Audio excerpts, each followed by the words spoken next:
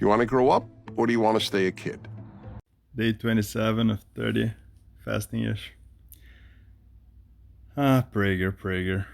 He's so good about everything else, and he's so bad about marriage. It's a matter of generation, right? Like, there's a level of inflexibility. First of all, like, Prager married 3 times. Like, he doesn't really believe in marriage till death do us part, okay? It wasn't because of death that he married 3 times. He married 3 times because he wanted to have a different wife 3 times. Anyway, so yeah, his hypocrisy notwithstanding, uh, Prager doesn't seem to understand what happened in the last 50 years or so, where basically the incentives for men to get married evaporated, and like they evaporated more, I suppose, in the United States, but they evaporated everywhere, right? There is no reason, legally speaking, for a man to get married. Like a man who gets married in 2023 is clinically insane, like it's an ethical mistake. It's a mistake personally, it's a mistake ethically, it's a mistake in any way you can possibly think of it. um there is no there is no gain. There's nothing in it for you. You can have the symbolic relationship. You can marry before God if you'd like, and if you like God, you can do all these things, and you can be monogamous if you so desire. About 80% of people or something like that, they prefer monogamous relationships. I've done both. I've done 12 years of polyamory, and then followed by 6 years of monogamy. And after all that, I had to reflect and think about it, and I concluded that I prefer being in open relationships. I prefer being polyamorous. So that was like a hard thing to do, because most people, when you age, like, you reduce the number of mates that you have. And even though I might reduce them mathematically, I don't want to reduce the possibility of having other mates. And at least in my case, mate guarding was kind of causing a lot of turmoil in my mind and in my relationship. So I would also not try to like mate guard the other person. You can also have what they call a one-sided relationship. It's interesting to think about these things from an evolution perspective, because you know in theory, the assumption is that women are providing men with originally babies, but paternal certainty is the way that anthropologists talk about it, and men are providing women with like security, protection, resources, and stuff like that. So if you wanted to have a relationship that is actually symmetric, what would happen if you want to have an open relationship that is symmetric is that women should be able to get attention, time, and resources from other men, not sex. And men should be able to get sex, but not provide, excessive resources, and that kind of thing from other women, right?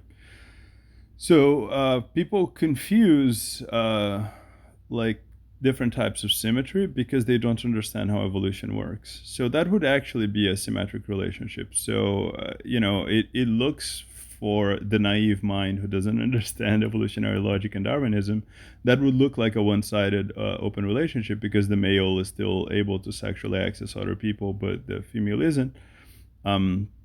However, that has no standing on the evolutionary function of males and females in the past. That said, knowing a lot of people who have been in open relationships, it is possible for maybe 10-15% of the population to change the way in which you experience jealousy in such a way that a male can be okay with a woman also having other partners. And I get it, for 80% of you, I lost you in that sentence, and that's fine. It's not, we don't need to all do the same things in life, but it is possible for a man to not organize his jealousy system in that way. And I'm gonna make the case for it. And again, you don't have to do it. It's just one way to think about things. So first of all, like, we have genetic testing now, so you're not gonna get a child that isn't, if you don't want to take care of a child, you can genetically test a child. And if you are not married to the woman, then you're not responsible for the child. So once again, like, don't legally marry. That's insane. Um, but just having a person who has sexual congress with someone else doesn't necessarily need to trigger your felt sense of being cheated on. And of course, we have a very strong instinct of jealousy and of pain and so on associated with that. But you can use it instead to verify if someone is like abiding or not by a particular agreement or a contract, or if the person is honest. So for people who are poly, if you ask us, we will say something like, well, I made an agreement, and in that agreement, there's like these people that I veto, and there's these things that she can't do or that I can't do. And as long as we don't do those things, it doesn't trigger like that mental sensation of discomfort and all that stuff that makes people say, oh, it wouldn't work for me.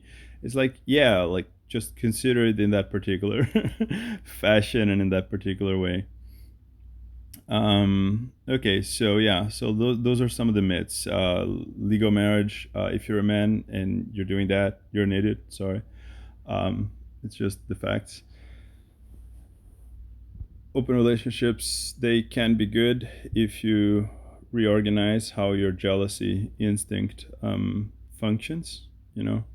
Take it from someone who did 6 years of monogamy and 12 years of, and I did the whole thing the conservatives talk about, like find an 18-year-old girl in a conservative place and whatever, she's a virgin.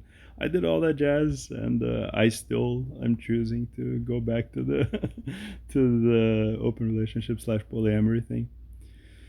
The other thing that, yeah, the other thing is, because we live in a time where there's just so much optionality for women in the dating market because it became globalized, women are a little bit more delusional than they have been in prior generations about their value.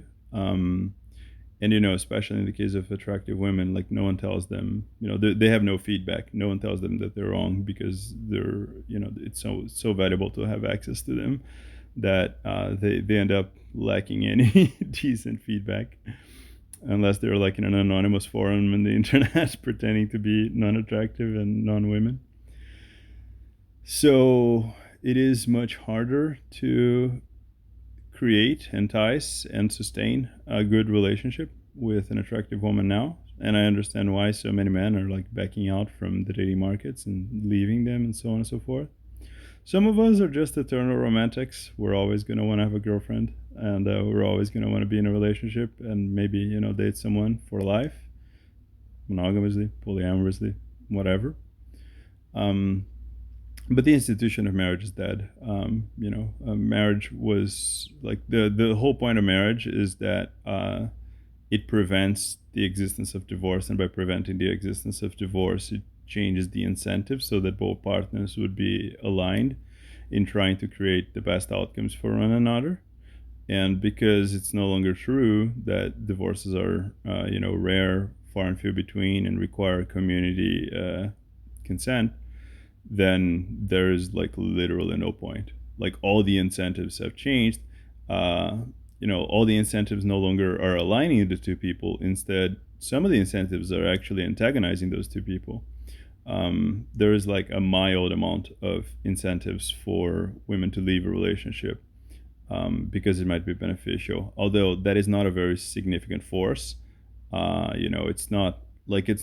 It's not so good to divorce a man and get some alimony payments that it's better than like being a single. Being a single mom is worse. So there are some incentives, but not as many incentives as like the red pill fanatics would make you believe. But overall, if you're a man and you get married, I mean, what? Like, what are you talking about? What happened to you? Do we live in the same world? Like, how dumb can you be, man?